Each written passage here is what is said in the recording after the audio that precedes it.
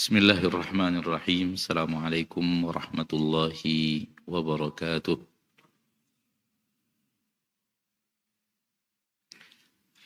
Innal hamdalillah nahmaduhu wa nasta'inuhu wa nastaghfiruh wa na'udzu billahi min shururi anfusina wa min sayyiati a'malina. May yahdihillahu fala mudilla lahu ومن يضلل فلا هادي له أشهد أن لا إله إلا الله وحده لا شريك له وأشهد أن محمدا عبده ورسوله صلى الله عليه وعلى آله وأصحابه ومن تبعهم بإحسان إلى يوم الدين وسلم تسليما كثيرا. Amma ba'd. Ma'asyiral muslimin wal muslimat, al-hadirin wal hadirat, wal musyahidin wal musyahidat dimanapun Anda berada, rahimani wa rahimakumullah. Pertama-tama sekali mari kita bersyukur kepada Allah Jalla wa Ala, di mana Allah Tabaraka wa Ta'ala masih memberikan kepada kita usia di permukaan bumi dan memberikan kepada kita kesehatan, walillahil hamd. Dan ketahuilah bahwa Allah menghidupkan kita di permukaan bumi adalah untuk persiapan kehidupan yang bukan di bumi. Allah berfirman di dalam Al-Quranul Karim, وَمَا خَلَقْتُ الْجِنَّ وَالْإِنسَ إِلَّا لِيَعْبُدُونَ. Tidaklah kuciptakan jin dan manusia kecuali agar mereka beribadah kepada aku. Dan ibadah ini adalah persiapan untuk hari yang bukan di bumi, kampung yang bukan kampung dunia. Maka sesungguhnya hari demi hari yang Allah berikan kepada kita daripada waktu, daripada usia, tujuannya adalah agar kita membuat persiapan untuk kehidupan pasca kehidupan kita di permukaan bumi. Kita menjadi mayat 2 kali dan kita hidup 2 kali. Mayat yang pertama adalah sebelum kita dihidupkan. Kita telah menjadi mayat. Kenapa? Karena kita bukan makhluk hidup. Lawan makhluk hidup adalah mayat. Maka kita pernah menjadi mayat, bukan makhluk hidup, sebelum kehidupan kita yang sekarang. Ini kematian yang pertama. Lalu kehidupan yang pertama sekarang ini akan adanya kehidupan sekarang ini adalah kehidupan yang pertama. Kematian yang kedua, kematian yang dikenal oleh semua manusia. Semua manusia mengenalnya, yaitu ketika manusia meninggalkan bumi ini, meninggalkan kehidupan dunia, dan semua manusia yakin bahwa tak ada manusia yang kekal di dunia. Semua akan meninggalkan kehidupan dunia. Ini adalah kematian yang kedua. Dan tidak ada lagi kematian setelah itu. Orang-orang yang beriman diberikan Allah Tabaraka wa Ta'ala taufik dan diberikan oleh Allah hidayah bahwa setelah kematian itu ada lagi kehidupan. Yang diingkari oleh orang-orang Quraisy ketika Nabi SAW mendakwahkannya di tengah-tengah mereka bahwa setelah kematian ini akan ada lagi kehidupan. Dan itu diingkari oleh orang Quraisy. Dan juga di zaman sekarang banyak manusia-manusia yang mengingkarinya. Akan tetapi Allah Tabaraka wa Ta'ala dengan tegas dan jelas mengatakan di dalam Al-Quran bahwa setelah kalian diwafatkan, thumma yuhyikum. Kemudian setelah itu kalian akan kembali dihidupkan, thumma ilaihi turja'un. Setelah itu kalian akan dikembalikan kepada Allah. Allah tidak lagi menyebut kematian setelah kehidupan yang kedua. Ini menunjukkan kata para ulama bahwa setelah kehidupan yang kedua tak ada lagi kematian. Tak ada lagi kematian. Dia adalah kehidupan yang Allah kekalkan, tidak akan berakhir dengan kematian. Maka bagi orang-orang yang beriman, kehidupan mereka ada dua. Pertama, kehidupan mereka di permukaan bumi, yaitu kehidupan kita sekarang. Dan kehidupan yang kedua, pasca kematian. Pasca kematian akan ada kehidupan yang kedua. Dan sejauh ilmu yang ada pada ana, bahwa kematian yang kedua sangatlah singkat. Kematian yang kedua sangatlah singkat. Karena di dalam hadis-hadis Nabi kita tercinta Muhammad sallallahu alaihi wasallam, Rasulullah SAW mengatakan kepada kita bahwa sesungguhnya mayat telah mendengar telapak sendal orang-orang yang meninggalkan pemakaman. Manusia yang berjalan, manusia yang mengantarkannya ke pemakaman dan berjalan mulai keluar dari pemakaman, itu mayat sudah hidup lagi. Berarti kematian yang kedua sangatlah singkat. Kematian yang kedua sangatlah singkat. Dari awal nyawanya dicabut oleh malaikat maut sampai dia dimakamkan dan orang-orang yang memakamkannya mulai meninggalkan pemakaman. Apabila itu 4 jam, apabila itu 6 jam, apabila itu 8 jam, maka itulah dia kehidupan kematian yang kedua, hanya sekian waktunya. Sebagian orang bertanya, waktu yang singkat itu bukankah di dalam hadis dibawa ke langit yang pertama, dibawa ke langit yang kedua, dibawa ke langit yang ketiga, orang yang beriman maksudnya sampai ke langit yang ketujuh. Kok bisa secepat itu? Para ulama menerangkan alam ruh tak bisa disamakan dengan alam zahir. Yang dibawa ke atas itu adalah ruh. Dan alam ruh berbeda dengan alam zahir.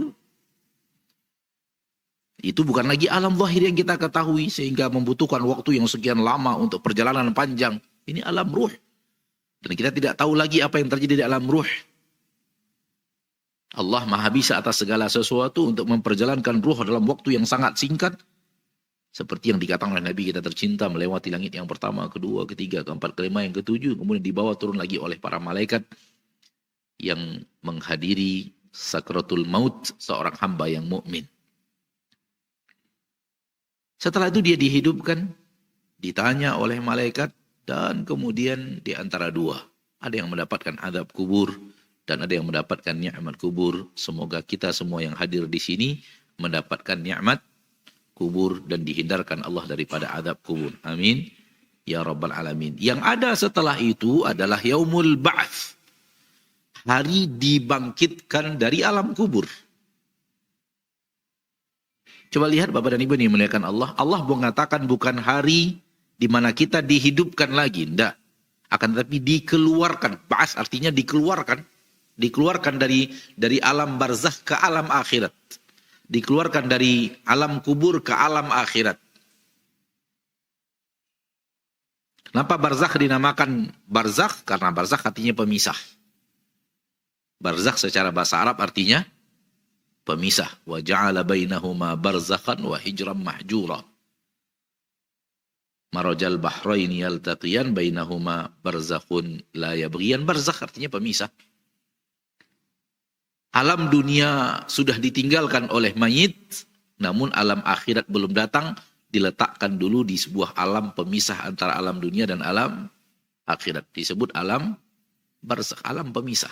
Kenapa? Dunia belum berakhir, kehidupan masih ada, akhirat belum lagi datang, dan ada orang yang sudah meninggalkan dunia dan belum saatnya masuk akhirat, maka diletakkan di alam yang dia adalah alam barzakh.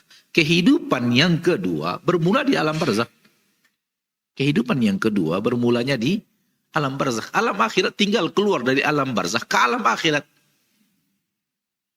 Tinggal keluar dari alam barzakh ke alam akhirat. Di alam akhirat tersebut, ma'asyiral muslimin, ma'asyiral muslimat, yang ada adalah ganjaran atas segala amalan yang kita kerjakan di permukaan bumi. Sebagaimana yang dikatakan oleh Ali bin Abi Thalib radhiyallahu taala anhu, "Al-yawma 'amalun wala hisab wa ghadan hisabun wala 'amal." Hari ini yang ada hanyalah amal, tidak ada hisab. Namun besok tak ada lagi amal. Yang ada hanyalah hisab atas amalan kita di permukaan bumi.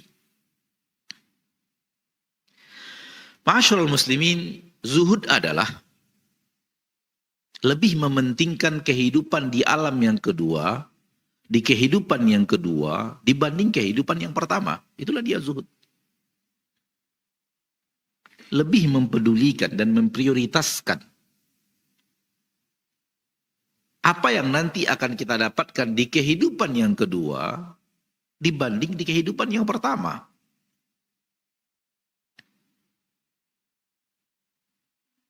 Zuhud adalah amalan hati.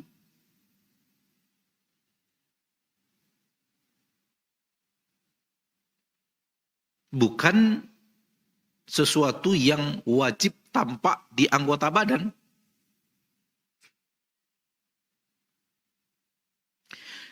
Keterikatan hati lebih memprioritaskan akhirat dibanding dunia, itulah dia zuhud.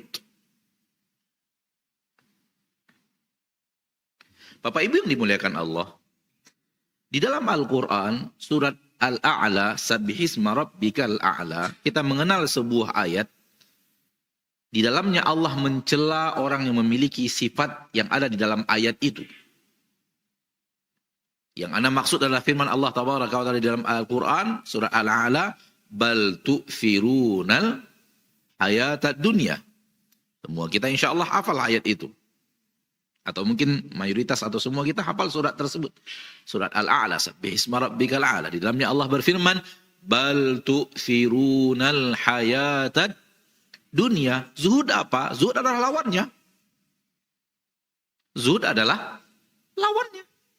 Lawan ayat ini, lawan sifat yang tercela ini, itulah dia zuhud. Sifat yang Allah cela dalam ayat ini, kalian lebih memprioritaskan kehidupan dunia dibanding kehidupan akhirat. Lawannya, prioritaskan kehidupan akhirat lebih daripada kehidupan dunia. Sifat yang dicela oleh Allah di dalam ayat ini tidak zuhud terhadap dunia, lawannya zuhud terhadap dunia. Dan sepakat ulama bahwa zuhud adalah amalan hati. Zuhud adalah amalan hati. Dan amalan hati ini bisa dimiliki oleh orang miskin, sebagaimana bisa dimiliki oleh orang kaya. Bisa dimiliki oleh orang yang fakir luar biasa, dan bisa juga dimiliki oleh orang kaya yang luar biasa. Kenapa? Dia bukan sesuatu yang wajib ada pada amalan anggota badan yang terlihat. Namun dia adalah amalan hati. Seorang sahabat datang kepada Rasul kita tercinta sallallahu alaihi wasallam dan bersabda dan berkata, ya Rasulullah, tunjukkan kepadaku sebuah amalan, apabila aku amalkan, Allah akan cinta kepada aku. Dan orang pun akan mencintai aku. Nabi mengajarkan sifat zuhud. Rasulullah SAW bersabda, izhad fid dunya. Zuhudlah engkau di dunia. Yuhibbukallah. Kalau engkau zuhud terhadap dunia, Allah akan cinta kepadamu. Wazhad fima indan nas. Zuhudlah engkau terhadap apa yang ada pada manusia. Apa yang dimiliki manusia. Zuhudlah kepada itu. Engkau tidak menginginkannya. Engkau tidak mendamba-dambakannya. Engkau tidak ingin mengincarnya. Yuhibbukan nas. Maka orang akan mencintai dirimu ketika ia tahu bahwa hartanya aman dari keinginanmu.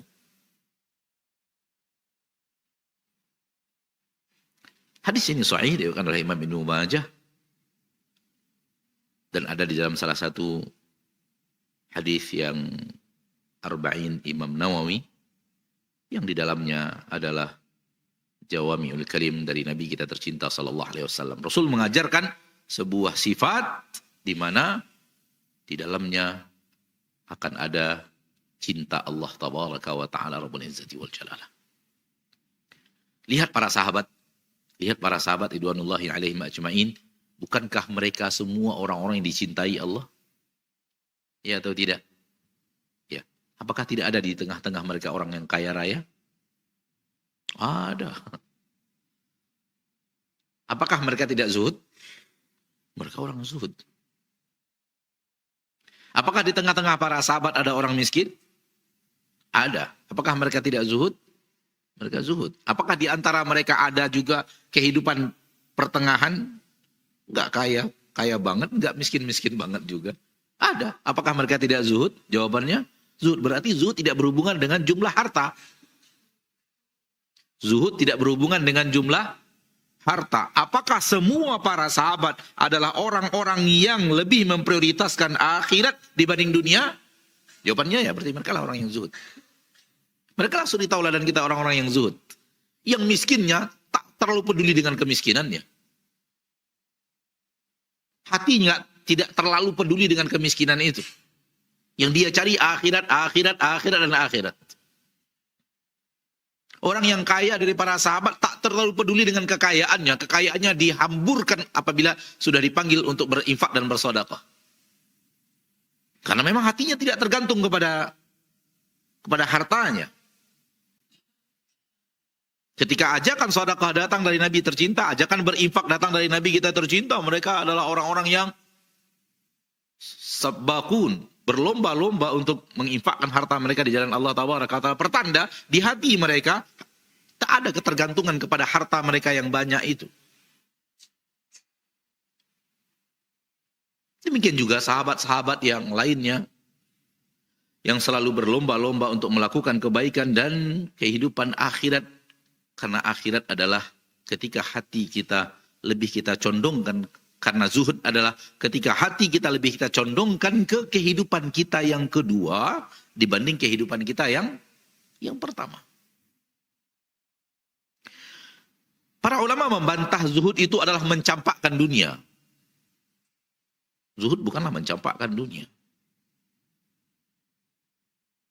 Mereka berdalil dengan perbuatan Rasul kita tercinta. Bahwa ketika Nabi SAW datang kepada beliau, dunia beliau hambur-hamburkan untuk akhirat. Sehingga beliau hidup sangat sederhana. Kalau di zaman kita sekarang hidup Rasul kita tercinta, mungkin kita akan memasukkan beliau ke dalam jajaran fakir miskin di negeri kita. Inilah dia orang zuhud, kata mereka, ketika Rasulullah SAW menghamburkan harta untuk akhirat dan beliau tinggalkan sedikit sekali untuk dunia dan keluarganya, nafkah wajibnya kepada anak dan sering sekali rumah Rasul SAW kekurangan makanan. Ini dia zuhud. Pernyataan bahwa ini dia zuhud sahih, benar. Akan tetapi ada sesuatu yang Anda salah. Anda mengira hanya inilah yang zuhud. Dua hal yang berbeda. Ini zuhud? Yes. Benar, ini zuhud. Rasul adalah imam az-zahidin. Imamnya orang-orang yang zuhud. Pasti ini adalah kezuhudan. Tapi kesalahannya adalah ketika hanya ini yang zuhud. Yang lain tidak zuhud. Hal yang berbeda. Hal yang berbeda. Itu zuhud? Yes. Yang dilakukan Rasulullah SAW adalah puncaknya zuhud. Karena Rasulullah SAW dalam seluruh ketaatan selalu menjadi yang terbaik. Maka di dalam zuhud, beliaulah imamnya orang-orang zuhud. Beliaulah yang terbaik dalam kezuhudan. Maka ini zuhud, naam. Tetapi apakah ini saja yang namanya zuhud, yang lain tidak zuhud, itu yang salah. Mereka mengira bahwa inilah yang zuhud. Zuhud itu mencampakkan dunia dari kehidupan kita sehingga benar-benar tidak ada condong ke dunia, tidak ada memperhatikan dunia, tidak ada ikhtiar, tidak ada. Bukan itu yang zuhud. Itu dibantah oleh para ulama dan dengan mengatakan bahwa para sahabat Nabi SAW semua mereka adalah orang-orang yang zuhud, dan para sahabat Nabi ada di antara mereka yang miskin dalam kehidupannya dan ada yang kaya raya dalam kehidupannya dan ada yang menengah, tidak terlalu kaya, tidak terlalu miskin, dan semua mereka adalah orang-orang yang memprioritaskan kehidupan akhirat dan mereka adalah orang-orang yang zuhud. Mereka orang-orang yang tidak mau mengambil dunia yang merusak akhirat. Dan itulah definisi zuhud yang sebenarnya. Engkau tidak ingin duniamu merusak akhiratmu. Engkau tidak ingin duniamu merusak akhirat.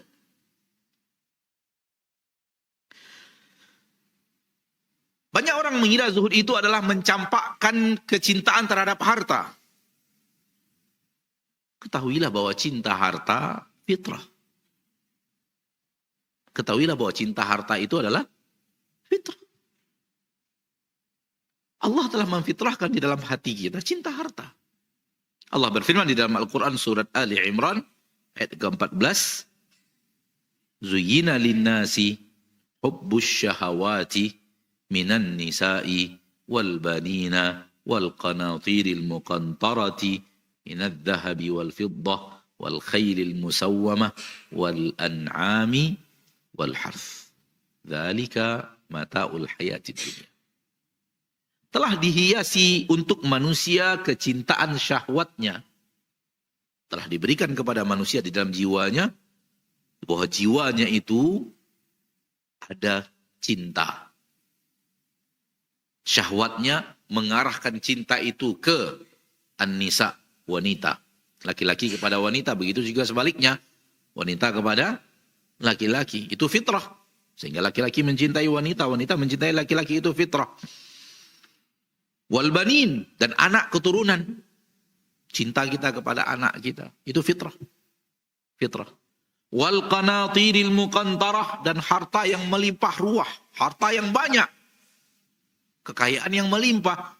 Allah telah berikan kepada kita kecintaan terhadap harta yang melimpah ruah itu. Fitrah.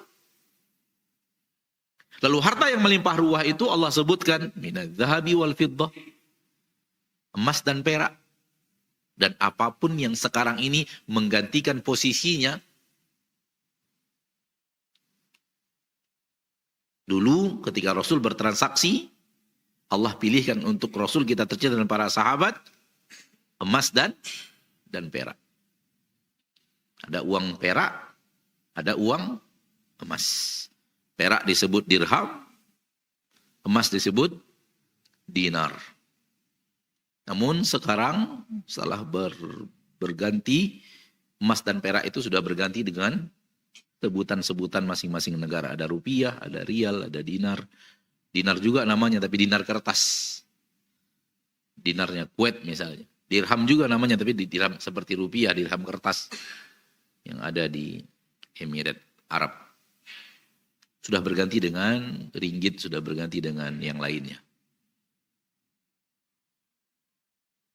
Maka emas dan perak dan apapun yang menggantikan posisi emas dan perak. Manusia punya harta yang banyak dari emas dan perak dan apapun yang menggantikan posisinya, maka itu suatu fitrah. Kecintaan terhadap itu suatu fitrah.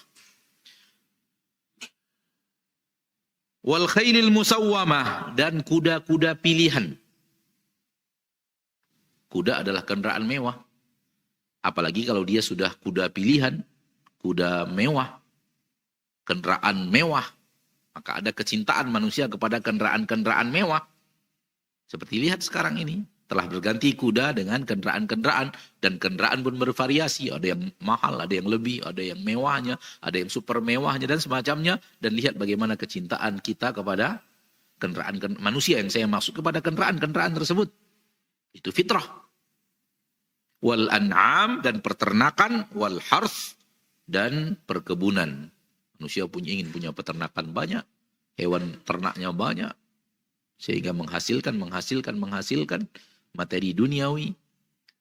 Manusia menginginkan kebun yang sangat luas. Di negeri kita adalah negeri pertanian yang luar biasa, sehingga perkebunan luar biasa. Ya. Lihat di dalam Al-Quran, Allah Tabaraka wa Ta'ala mengatakan, Zuyyina linnasi hubbus syahwat, telah diberikan oleh Allah hiasan hati kecintaan kepada hal-hal tersebut. Ini fitrah. Kalau itu adalah fitrah dan kita masih berjalan di atas fitrah saja, tidak keluar dari fitrah yang Allah fitrahkan, ketahuilah bahwa kita tidak tercela. Kita tidak tercela. Kenapa? Kita berjalan di atas fitrah. Dengan syarat jangan keluar dari aturan terhadap hal yang adalah fitrah. Di mana letak tercelanya ketika yang fitrah ini sudah keluar aturan yang ada dalam surat Sabbisma Rabbikal A'la tadi. Kapan cinta kita terhadap dunia menjadi tercela, hilang daripada yang namanya zuhud, apabila dia telah melebihi cinta terhadap akhirat.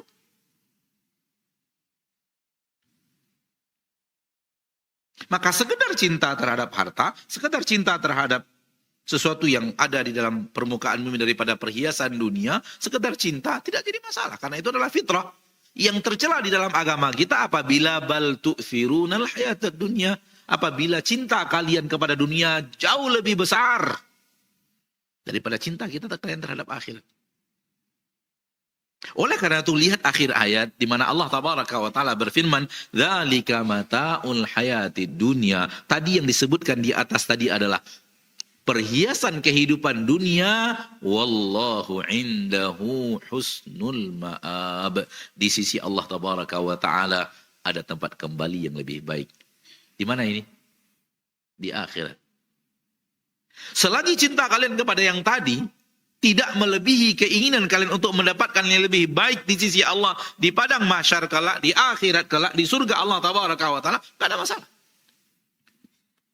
Kehidupan dunia ada, namun itu tidak menjadikannya kita lebih peduli kepada kehidupan dunia ini dibanding apa yang disiapkan oleh Allah di akhirat dalam kehidupan kita yang kedua. Maka sekali-kali tidak ada di dalam ayat Al-Quran perintah untuk mencampakkan dunia. Lalu bagaimana dengan Rasul kita tercinta? Rasul kita tidak mencampakkan dunia. Namun Rasul kita tercinta, keimanan beliau yang luar biasa membuat harta yang Allah berikan kepada beliau, beliau simpan untuk akhirat. Dua hal yang berbeda. Perintah pertama mencampakkan harta, tak boleh mengambil harta, harus jauh dari harta, wajib tidak boleh punya harta. Ini pemahaman yang batil tentang zuhud. Tetapi orang yang keimanan terhadap akhirat sangat tinggi, sehingga ketika datang dunia diletakkan di akhirat, datang dunia diletakkan di akhirat, datang dunia diletakkan di akhirat, dan mendidik diri untuk mengambil dunia sekedarnya saja, ini bukan bertabrakan dengan perintah Allah tentang zuhud. Ini adalah sesuatu yang luar biasa. Anda rela hidup dengan keimanan yang ada, dengan keimanan yang ada, Anda rela hidup ala kadar, semua harta yang datang disimpankan di akhirat. Disimpankan untuk akhirat. Bukankah orang yang menginfakkan hartanya dan Allah subhanahu wa ta'ala telah meletakkan harta itu di surga? Ya. Jadi bukan mencampakkan. Bukan membenci kenikmatan dunia. Tidak ada kenikmatan dunia yang harus dibenci. Karena itu adalah fitrah. Namun keimanan yang luar biasa membuat orang rela mengambil hartanya untuk diletakkan di akhirat. Dan semakin tinggi iman seseorang akan berbuat semakin hebat dalam menyimpankan hartanya untuk akhirat. Dan itu yang terjadi pada Nabi kita tercinta Muhammad sallallahu alaihi wasallam. Karena terlalu banyak sekarang, di zaman kita sekarang ini, sebagian orang mengira kalau orang itu sudah kaya, oh ini orang nggak zuhud. Ini orang nggak zuhud. Nggak zuhud dari mana? Dari mana Anda tahu bahwa dia tidak zuhud? Buktinya kendaraannya mewah.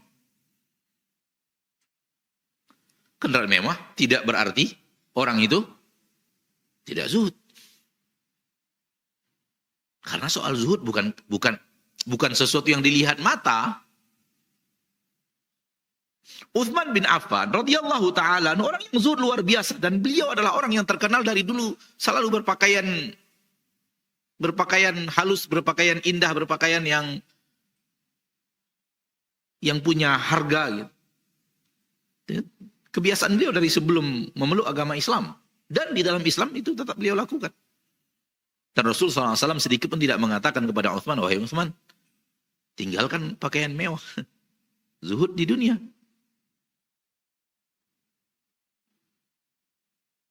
Namun Utsman radhiyallahu taala anhu wa arda adalah orang yang luar biasa dalam memprioritaskan akhirat. Terlihat beliau adalah orang yang rajin, sangat rajin membaca Al-Quran. Dan sangat rajin puasa sunnat. Sehingga Allah wafatkan beliau dalam keadaan seperti itu. Utsman radhiyallahu anhu ketika diwafatkan Allah, diwafatkan dalam keadaan sedang membaca Al-Quran dan sedang berpuasa. Karena beliau adalah orang yang paling terkenal rajin membaca Al-Qur'annya dan paling terkenal puasa sunatnya. Di zaman kita sekarang permasalahan yang paling pelik adalah ingin seperti Utsman hanya di hartanya saja, puasanya enggak. Rajin baca Qur'annya enggak. Tapi soal harta, ya ingin seperti Utsman bin Affan radhiyallahu taala anhu wa ardhah. Mana meniru puasanya, mana meniru baca Qur'annya radhiyallahu anhu wa ardhahu, mana meniru infak dan sedekah yang luar biasa yang telah dilakukan oleh Utsman radhiyallahu anhu. Dengannya dia membuktikan bahwa dia sangat mencintai akhirat, dan Rasulullah SAW bersabda, "Ma dharra Utsman ma fa'ala ba'da al-yawm." Tak ada lagi yang bisa memberikan mudarat kepada Utsman setelah apa yang dilakukan pada hari ini. Dia siapkan 600 ekor unta, lengkap dengan alat-alat perang yang ada di atas unta tersebut. Lengkap dengan pedangnya, lengkap dengan tamengnya, lengkap dengan pelananya. 600 ekor unta, sekali infak. Sering kaum muslimin ketika kita mengatakan 600 ekor unta, lewat begitu saja. Coba hitung Pak, unta sekarang berapa harganya? Satu ekor unta sekarang kira-kira harganya, kira-kira saja lebih kurang sekarang harganya 6.000 real. Satu real sekarang berapa? Hah? Katakanlah 4.000, 4.400 sekian. Katakanlah 4.000 kali 6.000, 18.000 kali 600. Hah? Berapa?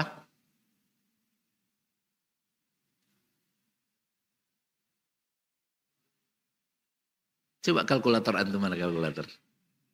Hah? 18 juta dikali 600. 14,4 miliar. Itu baru untanya saja. Pedangnya, pelananya, tamengnya, anggap 4 miliar. Tambah berapa tadi? 14,4 tambah 4 miliar. 18 miliar sekali infak. Sekali infak. Itu bukan berarti yang dulu-dulunya nggak ada. Sekali itu saja, yang sekali itu saja, sekian. Ya 20 lah. Infak sekali infak untuk kaum muslimin 20 miliar.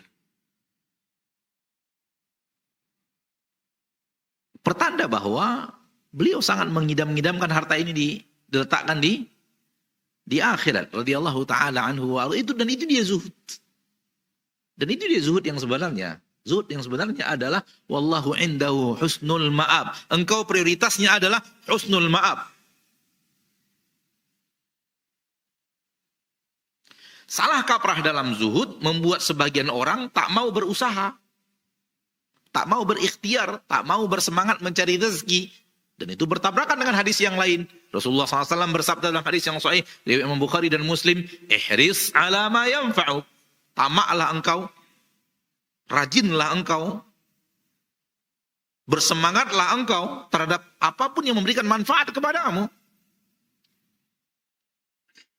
Dan ini disuruh untuk berikhtiar semaksimal mungkin. Dan tak ada seorang sahabat pun yang kerjanya akhirat saja dan dia benar-benar lupakan dunia, nggak ada. Di zaman Umar bin Khattab radhiyallahu taala anhu, ada seorang lelaki yang di pagi hari terlihat di masjid oleh Umar radhiyallahu anhu. Umar datang sholat zuhur, dia masih di masjid dengan ibadahnya. Datang sholat asar, dia masih di masjid dengan ibadahnya. Datang sholat zuhur, dia datang sholat asar masih di masjid dengan ibadahnya. Dipukul oleh Umar dengan mengatakan, ya hadza, wahai anda, wahai fulan, bangkit, cari rezeki. Fa inna sama alam tumtir dhahaba, karena sesungguhnya langit tidak akan pernah menurunkan emas. Ditegur oleh Umar bin Khattab, orang yang di masjid saja tidak keluar untuk mencari nafkah. Radhiyallahu anhu karena beliau dididik oleh Nabi tercinta sallallahu alaihi wasallam, seorang mukmin harus berikhtiar. Fi'lul asbab untuk mendapatkan rezeki itu sesuatu yang diperintahkan Allah di dalam Al-Quran. فَإِذَا قُضِيَتِ الصَّلَاةُ فَانْتَشِرُوا فِي الْأَرْضِ وَابْتَغُوا مِنْ فَضْلِ اللَّهِ dalam surah Al-Jumu'ah. Apabila telah selesai salat, maka bertebaranlah kalian di permukaan bumi cari rezeki Allah. وَالَّذِي جَعَلَ لَكُمُ الْأَرْضَ ذَلُولًا فَامْشُوا فِي مَنَاكِبِهَا وَكُلُوا مِنْ رِزْقِهِ. Dialah Allah yang telah menjadikan untuk kalian bumi ini sesuatu yang tunduk. Maka berjalanlah kalian di jalan-jalannya. Wa kulu min rizqi, makanlah dari rezeki yang ada yang Allah ciptakan di dunia. Suruh berjalan, disuruh mencari nafkah. Bahkan orang yang berjalan mencari nafkah di dalam Al-Quran surah Al-Muzammil digandeng dengan orang yang berjihad di jalan Allah. Digandeng dengan Allah menyebut orang yang berjihad di jalan Allah, lalu menyebut orang yang bersafar mencari nafkah. Artinya apa? Berikhtiar mencari nafkah itu sesuatu yang dicintai oleh Allah, diperintahkan oleh Rasulullah SAW, dan itulah kehidupan para sahabat. Nabi SAW sampai mengatakan, kalian ambil kampak, pergi mencari kayu bakar. Ambil tali, cari kayu kampak, lalu ambil kampak, ambil tali, cari kayu bakar, lalu kemudian pergi ke pasar jual untuk rezeki. Itu lebih baik dibanding kalian meminta kepada manusia, a'tau ammana'u. Baik mereka memberi atau tidak memberi. Lebih baik pergi ke hutan sana mencari nafkah dengan kampak dan tali, lalu kemudian mengumpulkan kayu kalau membawanya ke pasar sebagai ma'isyah, sebagai hasil untuk dimakan, mencari rezeki, itu lebih mulia dibanding menengadahkan tangan kepada manusia, diberi atau tidak diberi. Perintah dari Nabi untuk berikhtiar. Dan seorang sahabat datang kepada Nabi SAW, dan Nabi merintahkan dia untuk melakukan itu. Pergi ke pasar, pergi ke daerah-daerah yang kayunya untuk ngambil kayu dan kemudian menjualnya. Dan beberapa hari setelah itu Nabi temukan mereka, beliau telah mendapatkan nafkah dari hasil tersebut. Intinya adalah Rasulullah SAW menyuruh kita berikhtiar. Agama Islam di dalamnya tidak ada perintah untuk meninggalkan ikhtiar mencari dunia. Dan itu sinkron dengan fitrah manusia. Maka agama Islam, agama Al-Quran dan Sunnah tidak pernah menyuruh kita mencampakkan dunia. Bukan itulah dia zuhud. Beberapa nasihat para ulama tentang zuhud dikumpulkan secara ringkasan oleh Imam Ibn Rajab di dalam kitab Jami'ul Ulum wal Hikam. Beliau mengatakan zuhud itu ada 3 derajat.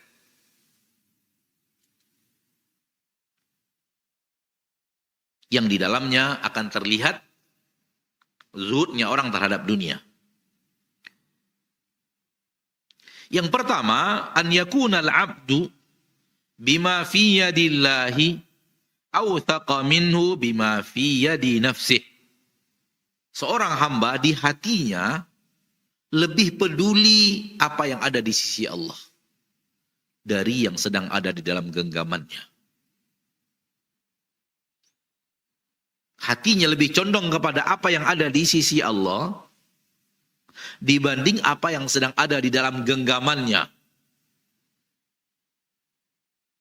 Yang ada di sisi Allah maksudnya adalah surga. Hatinya lebih condong kepada nikmat-nikmat di surga dibanding nikmat yang sedang ada di tangannya, sedang dia miliki. Inilah dia zuhud.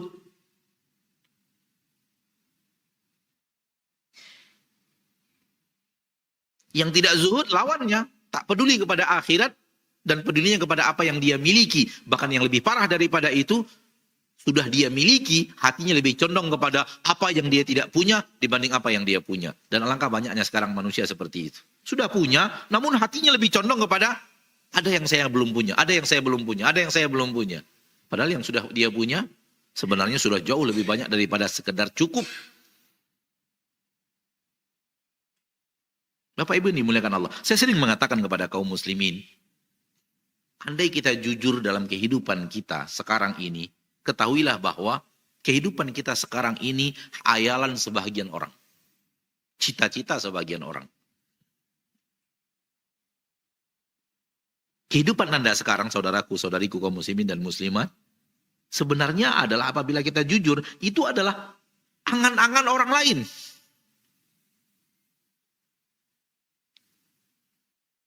Semoga paham apa yang saya maksud.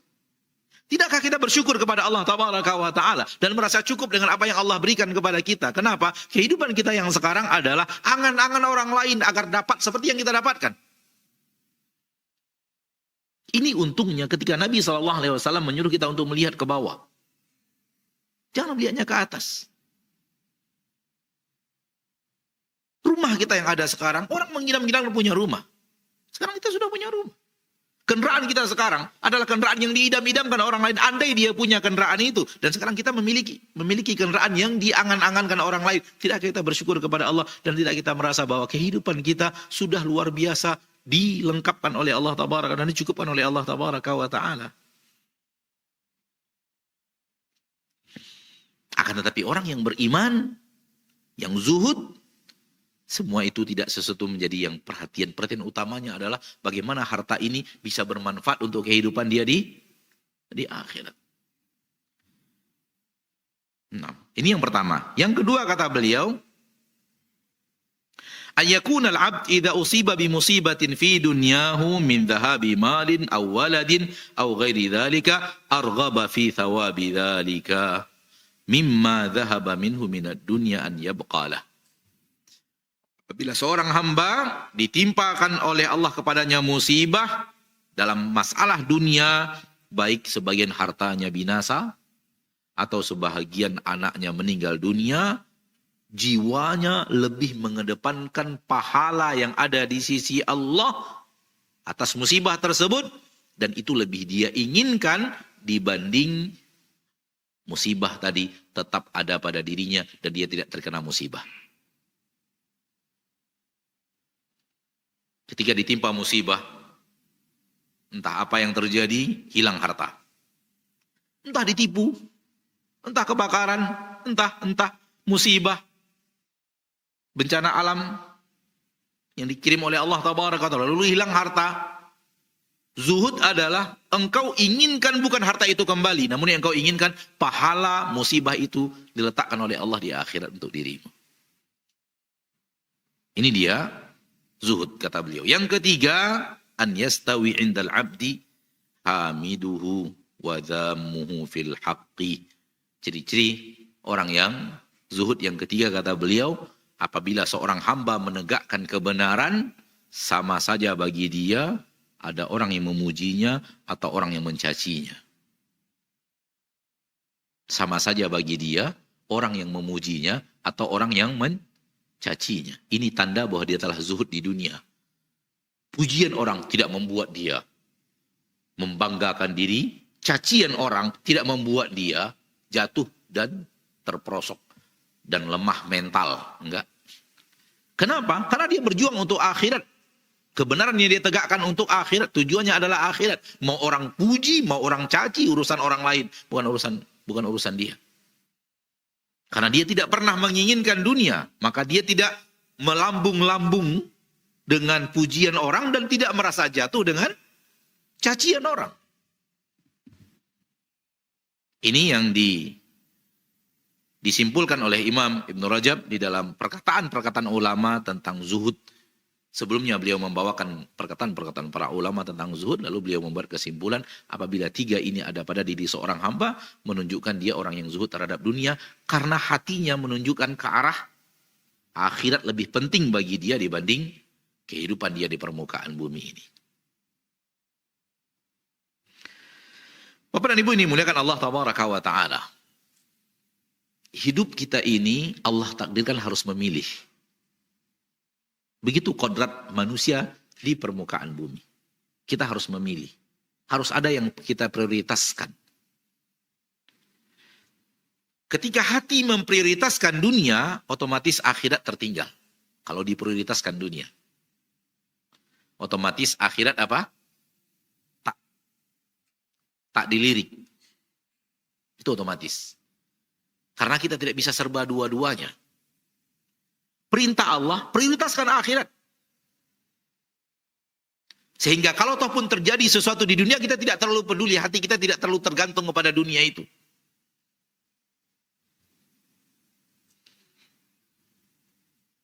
Kalau terjadi musibah, ya sudah, ini musibah. Allah mengambil kembali hartanya, Allah mengambil kembali titipannya berupa anak, Allah mengambil kembali jabatan yang Allah berikan kepada saya, ya sudah begitu yang diinginkan Allah Tabaraka wa Ta'ala. Hatinya tidak ingin itu kembali kepadanya, dan yang dia inginkan adalah sudah jadi musibah. Yang saya inginkan adalah sesuatu yang ada di sisi Allah Subhanahu wa Ta'ala Rabbul Izzati wal Jalalah.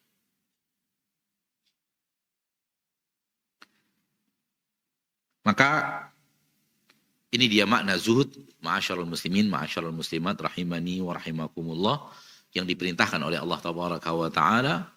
Dan selalu apabila kita membaca Al-Quranul Karim, selalu Allah memuji akhirat, memuji nikmat di surga, memuji surga dibanding dunia. Selalu begitu.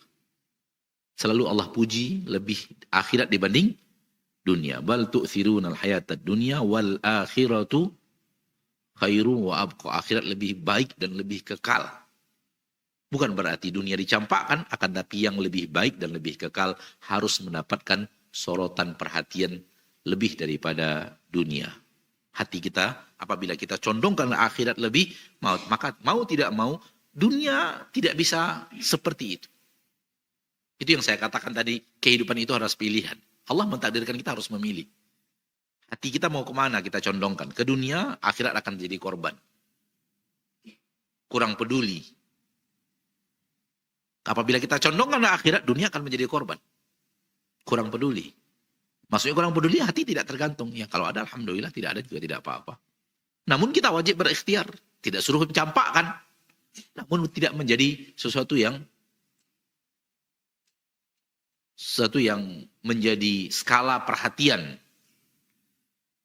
Dan orang yang hatinya terlalu condong kepada dunia bisa sampai menjadi hamba dunia.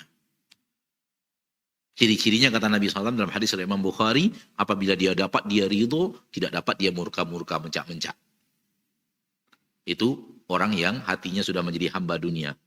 Nabi SAW mengatakan, ta'isa abdud dinar, ta'isa abdud dirham. Ciri-cirinya apa? Idza u'tu radu. Apabila mereka dapat harta itu, dia ridho luar biasa. Apabila dia tidak dapat, sakhitu, mereka murka-murka, mencak-mencak, marah-marah. Itu tidak akan ada pada orang yang beriman. Dunia bagi mereka sesuatu yang tidak harus jenjang di mana letaknya ridho dan murka, letaknya bahagia dan sengsara. Nah, dunia ini negeri persinggahan, negeri yang kita lewati, yang tidak akan lama lagi kita akan tinggalkan. Apabila apalagi seorang mukmin mengerti pendeknya dunia dan panjangnya akhirat, maka semakin kecil lagi apa yang ada di dunia. Di dalam Al-Quran tidak ada satu ayat pun yang Allah memuji dunia mengecilkan akhirat. Tidak ada satu pun. Semua pujian Allah letakkan untuk akhirat. Kenapa? Supaya hati kita lebih memprioritaskan akhirat, dibanding dunia. Sekali lagi, tidak mencampakkannya, memprioritaskan dunia di dalam hati sehingga dunia tidak mengalahkan akhirat. Kapan dunia itu mengalahkan akhirat? Apabila kita rela melakukan sesuatu di dunia yang akan merusak akhirat. Selagi tidak merusak akhirat, maka itu adalah fitrah. Baik, Bapak dan Ibu yang dimuliakan Allah, ini yang bisa Anda sampaikan secara materi pada sore hari yang berbahagia ini. Beberapa waktu ke depan kita gunakan untuk menjawab beberapa pertanyaan. Semoga Allah Tabaraka wa Ta'ala menjadikan kita hamba-hambanya yang mengerti bagaimana berhidup di dunia dan untuk akhirat. Kehidupan kita di dunia ini memang di dunia, namun Allah tidak menghidupkan kita di dunia untuk di dunia. Allah ingin menghidupkan kita di dunia untuk akhirat. Bapak Ibu yang dimuliakan Allah, akhirat memang panjang. Akan tapi ketahuilah panjangnya akhirat adalah ganjaran perbuatan dunia. Panjangnya akhirat adalah di dalamnya hanyalah ganjaran perbuatan di dunia. Maka selalu anak katakan, wahai kaum muslimin, kalau kita ingin mendapatkan kebaikan di akhirat, maka mencarinya di dunia. Mencarinya di dunia. Kebaikan akhirat tidak bisa dicari di akhirat, akan tapi dicari di dunia. Hari demi hari yang kita lalui sekarang, kita sedang mengukir histori akhirat. Hari-hari yang kita lalui di dunia sekarang, kita sedang membuat perjalanan akhirat. Kenapa? Yang ada di akhirat hanya ganjaran. Hanya balasan dari apa yang kita kerjakan sekarang. Dia hanyalah buah yang perbuatannya di dunia ini. Oleh karena itu, hari-hari yang kita lalui sekarang kita berhati-hati. Karena apa? Karena bagaimana akhirat kita, di sini kita menjawabnya. Di hari-hari kita di dunia. Maka jangan sampai ada perbuatan dunia itu yang merusak akhirat. Berusaha sekuat tenaga. Walaupun sehebat apapun kita berusaha, syaitan lebih hebat menggoda kita. Sekali-kali terjatuh, itu hal yang wajar karena itu adalah fitrah. Sekali-kali terjatuh. Enggak ada manusia yang selain para nabi dan para rasul yang tidak terjatuh dalam kesalahan dalam berikhtiar. Akan tetapi tidak menjadi sifat dominan orang yang beriman. Wassallallahu wasallam ala abdihi wa rasulihi Muhammad. Beberapa waktu ke depan untuk menjawab beberapa pertanyaan yang Allah mudahkan. Dan kita persilahkan. Wallahu ta'ala a'la wa a'lam bis-shawab. Baik, jazakallah kepada Ustadz. Silakan untuk jemaah, baik ikhwan maupun akhwat, mungkin yang sudah mencatat pertanyaan di kertas, silakan sampaikan ke depan ke saya. Bagi yang ikhwan yang mau langsung bertanya juga boleh, silakan tunjuk. Yang mau bertanya,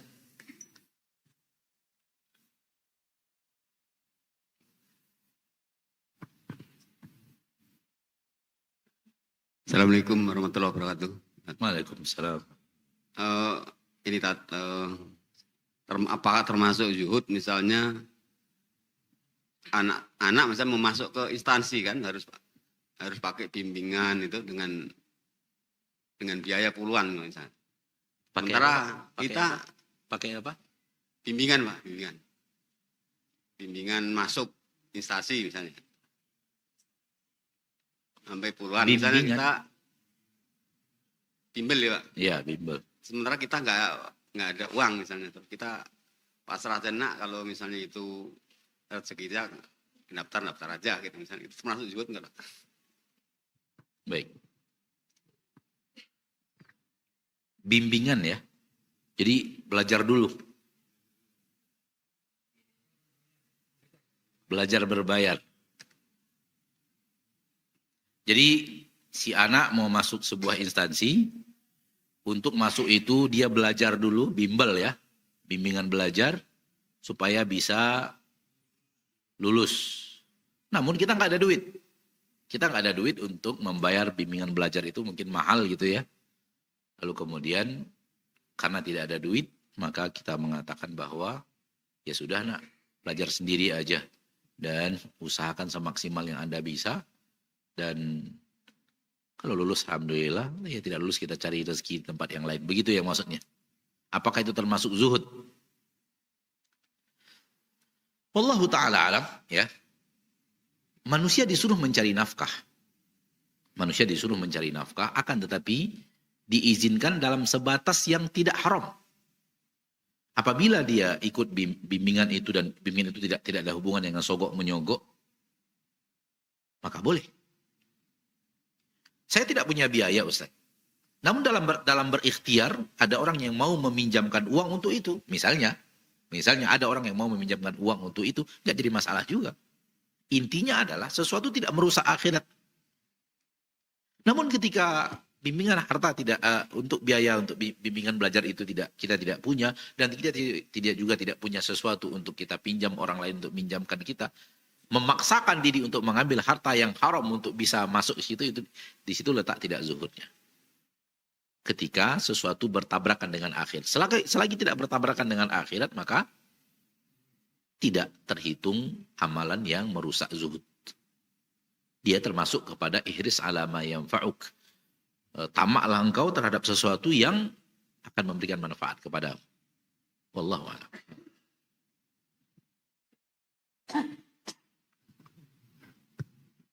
Bismillahirrahmanirrahim. Assalamualaikum warahmatullahi wabarakatuh. Waalaikumsalam. Yang mulia Bapak Ustadz, tadi iya. Bapak Ustadz Iya. menyampaikan sangat baik sekali dan saya interest Baik. tentang zuhud. Tadi Pak Ustadz tadi mengatakan bahwa zona kehidupan manusia itu kan dunia akhirat. Akhirat dunia dan mekanismenya itu 2 kali kematian dan 2 kali kehidupan. Zuhud difokuskan kepada kehidupan yang kedua, yaitu akhirat. Nah sekarang kalau kita berangkat dari asal usulnya manusia adalah dari Adam dan Hawa. Adam dan Hawa itu berada di akhirat. Jadi zonanya zona akhirat. Jadi tentang hidup 2 kali, kemudian mati 2 kali, bagaimana kondisi Adam Hawa pada saat dulu sampai sekarang sudah divoniskan masuk surga. Sedangkan dia menuangkan keturunan-keturunan yang ditempatkan neraka dan surga di akhirat. Jadi bagaimana posisi sesungguhnya Adam ini, apakah sama dengan manusia yang Bapak sampaikan 2 kali mati, 2 kali hidup. Nah, Adam hidup di surga sebelumnya mati. Manusia hidup di dunia sebelumnya mati. Berarti sebelumnya mati dia belum berada di akhirat. Sedangkan Adam sudah di akhirat. Itu bagaimana penjelasan bahwa Adam itu adalah manusia biasa. Sama dengan Muhammad manusia biasa. Tentang statement zuhud diprioritaskan kepada kehidupan yang kedua, yaitu akhirat. Terima kasih Pak Ustadz. Wassalamualaikum warahmatullahi wabarakatuh. Waalaikumsalam warahmatullahi wabarakatuh. Anda tidak terlalu menangkap ya dari sisi Nabi Adam ke zuhud tadi. Hubungan antara zuhud dengan bahasan Nabi Adam yang memang pertama Allah ciptakan, Allah letakkan di akhirat. Akhirat itu ada. Namun kita selaku anak cucu Adam menuju akhirat itu pasca kematian. Kita anak cucu Adam seperti itu. Dan ketika Allah menurunkan Al-Quran kepada kita, Allah berbicara kepada kita sebagai anak cucu Adam. Bukan tentang Nabi Adam. Nabi Adam sudah pernah ada di sana. Nabi Adam dan Hawa, ibu kita dan ayah kita, ibu seluruh manusia dan ayah seluruh manusia pernah ada di sana. Dan Allah takdirkan diturunkan ke bumi sebagai hukuman atas kesalahan. Nah, pembicaraan kita sekarang, pembicaraan kepada anak cucu Adam yang memang belum sampai ke akhirat. Itu yang Anda sedang bicarakan. Adapun Nabi Adam, tetap saja beliau wafatnya 2 kali, hidupnya 2 kali tetap. Karena kehidupan yang ada di sana, itu bergabung atau tersambung dengan kehidupan yang ada di bumi. Nabi Adam tidak diwafatkan untuk diturunkan ke bumi lalu dihidupkan lagi di bumi, tidak. Namun Allah mentakdirkan beliau berada terlebih dahulu di akhirat, di surga Allah Tabaraka wa Ta'ala, lalu karena sebuah kesalahan, beliau dan istrinya diturunkan ke permukaan bumi sebagai hukuman, dan itu yang Allah inginkan. Dengannya kita semakin yakin bahwa kampung kita sesungguhnya akhirat, karena ayah kita berada di sana. Dan Allah ketika menurunkan Nabi Adam ke permukaan bumi, Allah mengatakan, walakum fil ardi mustaqarrun wa mata'un ilahid. Untuk kalian, tempat tinggal kalian adalah bumi. Tempat tinggal kalian adalah bumi, dan di bumi ada perhiasan untuk kalian, ada hiasannya, namun sampai batas waktu yang ditentukan. Dia adalah negeri persinggahan saja, sampai batas waktu yang ditentukan. Oleh karena itu, sebelum Nabi Adam Allah ciptakan, Allah berkata kepada para malaikat, Inni ja'ilun fil ardi khalifah. Itu Nabi Adam belum Allah ciptakan. Aku akan menciptakan orang yang menghuni bumi. Itu belum Allah ciptakan Nabi Adam. Di awal surah Al-Baqarah, wa idh qala rabbuka lil malaikati inni ja'ilun fil ardi khalifah. Lalu para malaikat bertanya, ataj'alu fiha man yufsidu fiha wa yasfiku dima wa nahnu nusabbihu bihamdika wa nuqaddisu lak. Qala inni a'lamu ma la ta'lam. Ini Allah belum menciptakan Nabi Adam. Nabi Adam sudah Allah katakan kepada malaikat, aku akan menciptakan makhluk di bumi. Aku akan menciptakan khalifah di bumi. Nabi Adam belum Allah ciptakan. Namun Allah berkehendak sebelum diletak di bumi, diletak di surga. Maka wallahu ta'ala alam, ini yang spesifik Nabi Adam alaihi salam. Dan dengannya kita tahu bahwa awal diletakkan ayah kita Adam di surga Allah tabaraka wa ta'ala Rabbul Izzati wal Jalal. Dan iblis berhasil mengeluarkan Nabi Adam dengan takdir Allah, dengan izin Allah dari surga. Dan untuk anak cucu Nabi Adam, Allah mengatakan jangan sampai iblis berhasil membuat kalian tak masuk surga. Karena surgalah tempat kembali ayah kalian Adam, dan surgalah yang harus kalian cari untuk sebagai tempat kembali husnul ma'ab. Wallahu a'lam. Baik. Baik. Pertanyaan yang lewat tulisan Ustaz. Yang pertama, mohon nasihat tentang kematian ya. Jadi orang yang masih takut mati karena belum siap. Kemudian yang kedua, ini pertanyaannya hampir sama, jadi saya gabung, yaitu menasehati orang lain yang berbuat salah gitu ya. Menasehati orang lain yang berbuat salah di dalam keluarganya gitu. Itu aja Ustaz. Soal menasihati orang lain yang berbuat salah, ketahuilah bahwa manusia memiliki kemampuan bervariasi dalam cara menasihati. Manusia memiliki kemampuan yang bervariasi dalam cara menasihati, sehingga nasihat itu bukan satu paket kalimat, satu paket cara yang dihadapkan kepada semua jenis manusia. Enggak. Cara menasihati manusia berbeda-beda, kondisi menasihati berbeda-beda, orang yang dinasihati pun berbeda-beda. Maka Allah memerintahkan nasihat dengan cara hikmah. Hikmah itu apa? Cari waktu yang tepat, bahasa yang tepat, dengan teori yang tepat. Dengan penuh lemah lembut. Jadi tidak ada satu teori di mana dipakai untuk seluruh manusia. Maka nasihat saya untuk pertanyaan yang kedua, nasihatilah dengan lemah lembut sesuai dengan cara Anda menasihati. Sudah cukup. Tidak lebih daripada itu. Intinya Anda menyampaikan apa yang Anda tahu daripada kebenaran dan mengajak dia untuk kepada kebaikan. Dan mengajak dia untuk berhenti daripada kemungkaran. Dengan cara yang Anda mampu. Namun tetap gunakan hikmah, lemah lembut dalam berbicara, dalam berakhlak, dalam berdakwah. Bagaimana cara menasihati? Tidak tahu. Nabi Muhammad SAW berdakwah luar biasa. Ada yang menerima, ada yang tidak juga. Ada paman beliau yang terima, ada paman beliau sampai wafat tidak menerimanya. Dan paman yang tidak menerima itu terbagi dua. Ada yang sudah hatinya terikat dengan dakwah Nabi Muhammad, tapi tetap tidak menerima. Ada yang menentang luar biasa. Dua-duanya paman beliau. Abang dari ayah beliau, Sallallahu Alaihi Wasallam. Artinya, cara dakwah Nabi Muhammad satu, tapi reaksi pamannya berbeda-beda. Oleh karena itu, seperti kita katakan tadi bahwa dakwah bukanlah sebuah cara yang baku, harus disebut seperti ini, begini caranya, begini caranya, begini caranya. Enggak. Karena manusia dalam cara menasihati bervariasi, manusia dalam kesempatan, maka kita itu mencari cara yang terbaik untuk menasihati seseorang. Belum lama ini, haji yang lalu, di tenda haji, datang kepada saya salah seorang jamaah yang bukan dari rombongan kita, tapi dari rombongan lain. Dari tenda, dari travel lain, katakanlah begitu. Datang, Ustadz, suami saya tidak mau diajak nafar tsani, Ustadz. Dia pengen nafar awal bersama rombongan travel kami semua, karena itu fatwa yang ada pada sana. Tolong dinasihati Ustadz, tolong mau nggak Ustadz? Suami saya ajak, saya udah capek saya ngajaknya, tapi dia tidak mau. Dia mau pulang nafar awal. Nafar awalnya pun sebelum zawal, sebelum matahari zawal, sebelum waktu zuhur. Karena rencana besok jam 8 pagi kita sudah pergi melontar, jam 9 kita sudah meninggalkan tenda. Saya sudah capek ngajak suami saya, Ustadz tolong nasihati Ustadz. Ya sudah, kalau suami ibu mau datang ke saya, ya silahkan. Ya, ibu datang lagi dengan suami ibu. Ya saya nasihati sesuai kemampuan saya.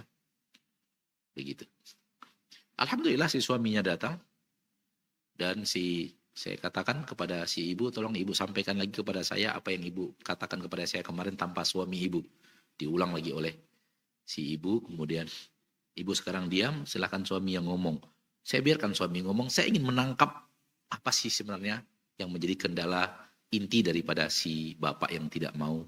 Saya dengarkan, saya dapat kesimpulan bahwa si bapak ini malas direweli oleh istrinya. Justru yang saya tangkapnya bukan tidak mau, tapi dia malas direweli terus sama istrinya gitu.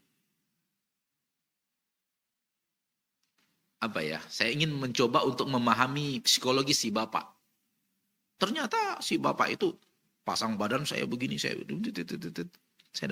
nangkapnya, wah ini kasus istri yang terlalu rewel ngomel ke suaminya gitu. Maka trik yang saya gunakan waktu itu adalah saya marahi istrinya. Itulah hikmah. Setelah saya bicara begini, Rasul begini, setelah itu saya nasihati istrinya. Karena saya menangkap bahwa ada titik di mana dia malas direweli oleh istrinya. Dan tertangkap oleh saya, si istri itu menggunakan tenaga ustadznya untuk melengkapi rewelnya gitu. Dan saya tidak mau menjadi orang yang digunakan istri untuk makin membuat suaminya sebel gitu. Sehingga yang saya lakukan adalah memarahi istrinya, menasihati istrinya. Kita nggak boleh paksa kehendak, ini adalah agama. Agama adalah begini. Mulai saya malah seolah-olah saya bela dia dalam anunya tadi. Setelah itu saya masukkan nasihat bahwa kalau kita sudah tahu bagaimana yang benar begini, usulan saya tidak memaksa, usulan saya begini. Saya tidak bisa paksa, ya sudah dimufakati saja berdua suami istri dengan cara yang baik. Usulan saya seperti ini, dan itu saya sebutkan setelah saya sedikit memberikan nasihat kepada istri yang recoki suami gitu. Setelah itu mereka pergi, saya tidak tahu lagi apa yang terjadi, apakah mereka pilih nafar awal, tapi setelah zawal ataukah mereka pilih nafar tsani, saya sudah sampaikan. Dan belum lama ini, Masya Allah, Tabarakallah, saya ada dakwah di salah satu tempat di Jakarta. Saya didatangi oleh seseorang dan bertanya kepada saya, Ustadz, masih kenal sama saya Ustadz? Pak, saya nggak kenal, maaf. Yang kemarin Ustadz, yang di tenda Mina soal nafar awal, nafar tsani. Oh iya. Saya baru nggak, ya.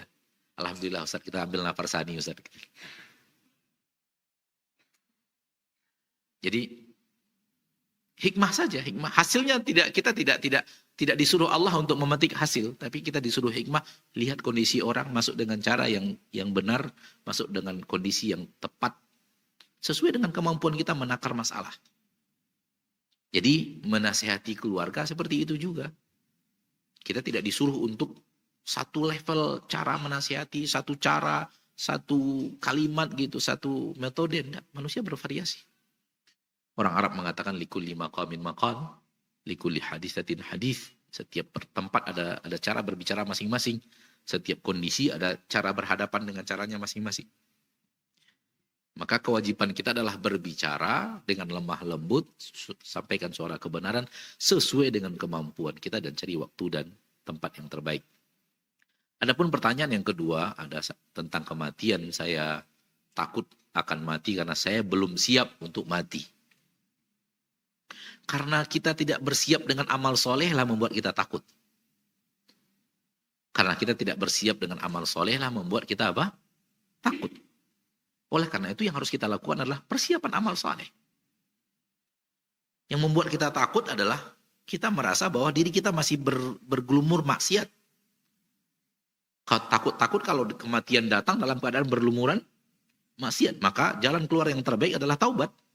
Tinggalkan maksiat itu. Setiap maksiat selalu ada lawannya daripada ketaatan. Berteman dengan orang-orang tidak baik, ada lawannya. Berteman dengan orang-orang baik.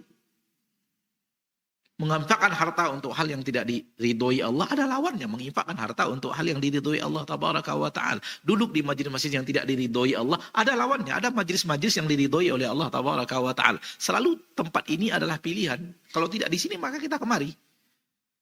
Oleh karena itu, taubat itu adalah meninggalkan apa yang tidak diridhoi, menuju yang diridhoi. Itulah dia taubat. takut akan sesuatu yang pasti datang itu salah. Ketakutan orang yang beriman kepada kematian bukanlah takut mati, akan tapi takut nasibnya tidak baik di akhirat. Itu yang benar. Tapi takut mati salah. Kenapa? Kematian pasti datang menjemput dan waktunya telah Allah tentukan, tidak bergerak 1 menit, tidak berkurang 1 menit. Tidak maju 1 menit dan tidak kurang 1 menit. Pas pada waktu yang Allah tentukan, dia akan datang. Itu pasti. Maka jangan takut kematiannya, tapi takutlah bahwa kita tidak memiliki amal yang cukup untuk pasca kematian dengannya kita beramal saleh. Wallahu a'lam. Taib, masih ada pertanyaan? Ini menasihati zuhud kepada anak laki-laki yang baru masuk di dunia kerja, karena sejalan dengan target-target dunianya dia harus menikah, harus bertanggung jawab terhadap ibunya dan lain-lain. Maksudnya memberikan pemahaman zuhud kepada anak laki-laki kali ya. Wallahu alam, poin yang paling penting adalah jangan sampai lakukan sesuatu di dunia yang merusak akhirat. Poin yang penting adalah jangan lakukan sesuatu di dunia yang merusak akhirat. Silakan terima pangkat, silakan terima gaji, silakan terima honor apa, silakan terima biaya ini, biaya itu, tunjangan itu, tapi kalau Anda tahu itu adalah jalan yang diharamkan Allah, tinggalkan.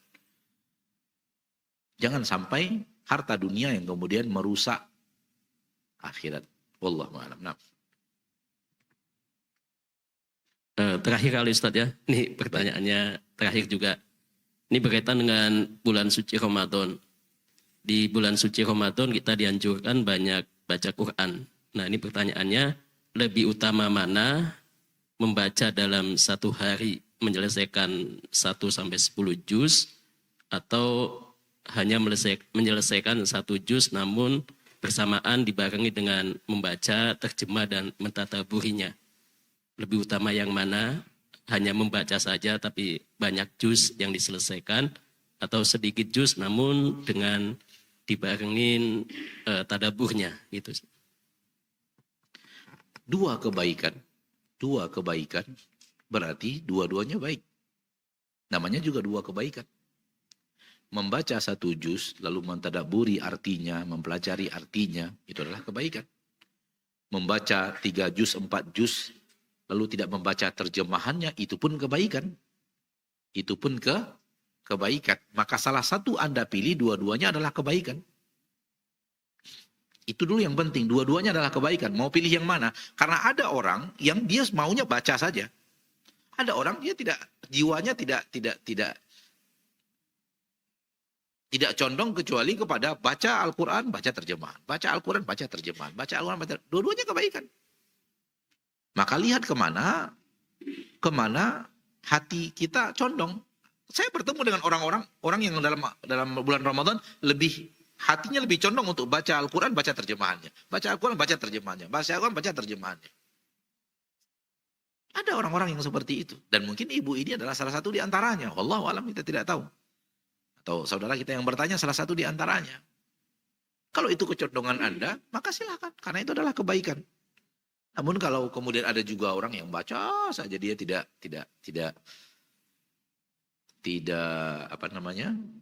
condong kepada membaca terjemahan tadi. Namun ketahuilah bahwa sekedar membaca terjemahan dibanding membaca ayat-ayat Al-Quran, sudah jelas ayat Al-Qurannya lebih berpahala. Sudah jelas ayat Al-Qurannya lebih berpahala. Kalau boleh saya usul nih kepada yang bertanya, selama Ramadan baca Al-Quran tartil saja dulu tanpa terjemahan, yang 11 bulan setelahnya itu Al-Quran dan terjemahan, Al-Quran dan terjemahan, Al-Quran dan terjemahan. Karena lafaz Al-Quran itu per hurufnya 10 kebaikan. Wallahu alam. Namun sekali lagi Ana mengatakan ini hanya usulan saja. Kalau bisa digabung, maka penggabungannya adalah selama Ramadan itu nas Al-Qur'annya saja. Kemudian di luar Ramadan 11 bulan masih tersisa Al-Qur'an dan terjemahan, Al-Qur'an dan terjemahan. Wallahu alam. Baik, itu pertanyaan terakhir pada kesempatan yang berbahagia ini. Semoga Allah tabaraka wa ta'ala Rabbul Izzati wal Jalal menjadikan kita hamba-hambanya yang berusaha untuk menjadikan dunia kita adalah sarana yang kita gunakan untuk kebaikan akhirat. bukan justru untuk menghancurkan akhirat. Ketahuilah bahwa sesungguhnya hidup kita di dunia sebentar, sangat sebentar. Satu hari di akhirat sama dengan 1000 tahun di permukaan bumi. Sama dengan 1000 tahun di permukaan bumi. Kalau kita hidup 100 tahun saja di permukaan bumi, itu baru 10%-nya dari satu hari akhirat. Bayangkan. Maka oleh karena itu, Ali bin Abi Thalib mengatakan kepada kita, jadilah kalian hamba-hambanya, jadilah kalian anak-anaknya akhirat. Jangan menjadi anak-anaknya dunia. Karena kehidupan dunia akan sangat pendek. Wallahu a'lam. Subhanakallahumma bihamdika asyhadu an la ilaha illa anta astaghfiruka wa atubu ilaik. Walhamdulillahirabbil alamin. Wassalamualaikum warahmatullahi wabarakatuh.